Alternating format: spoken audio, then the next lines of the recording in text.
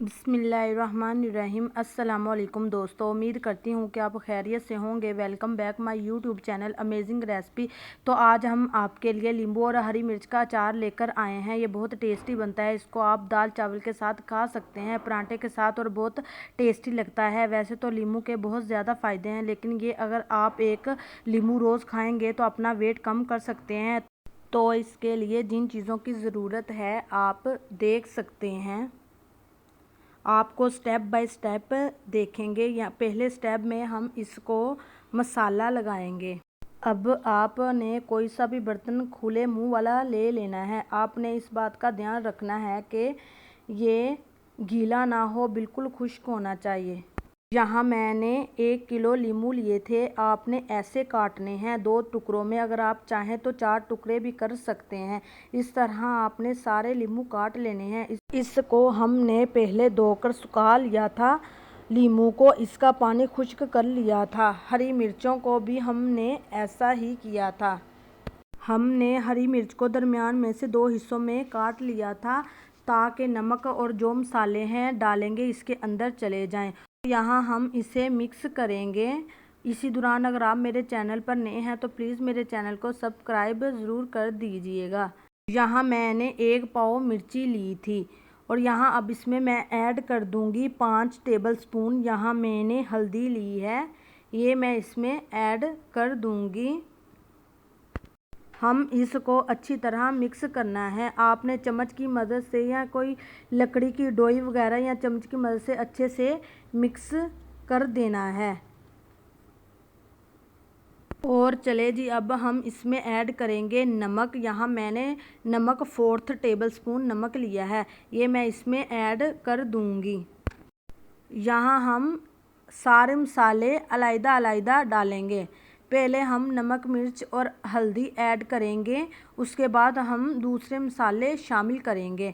यहाँ हम इसे भी अच्छे तरीके से मिक्स कर लिया है।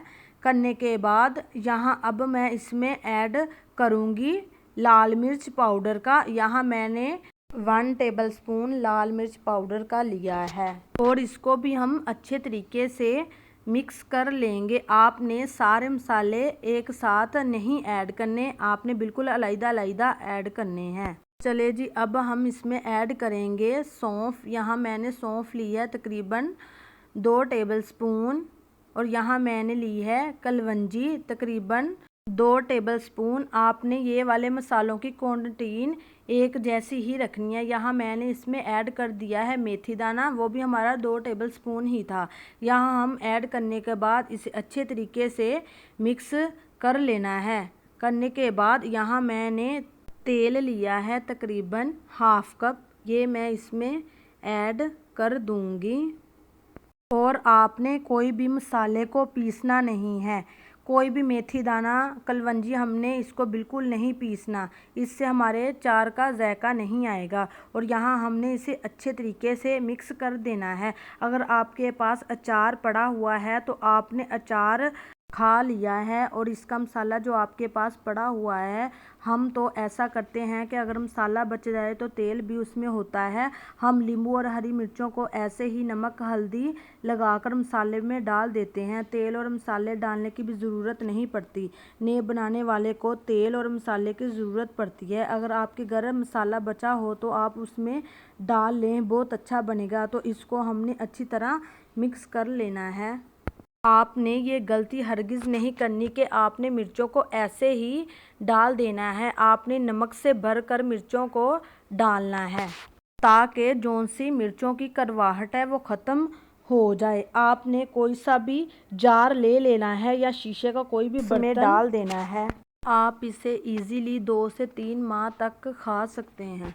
यहाँ हमारा जौन सा अचार है वो अभी खाने के काबिल नहीं, ये तकरीबन 5 से 6 दिन बाद इसका सही टेस्ट आएगा। तो आपने इसे अच्छी तरह मिक्स कर देना है, और बीच बीच में आपने इसे 1-2 दिन में इसको हिलाते रहना है। और यहाँ हमारा नींबू और हरी मिर्ची का अचार तैयार है। आप भी अपने घर में ज़रूर बनाएं ये अचार। अगर आप मेरे चैनल पर नए हैं तो प्लीज़ मेरे चैनल को सब्सक्राइब कर दीजिए।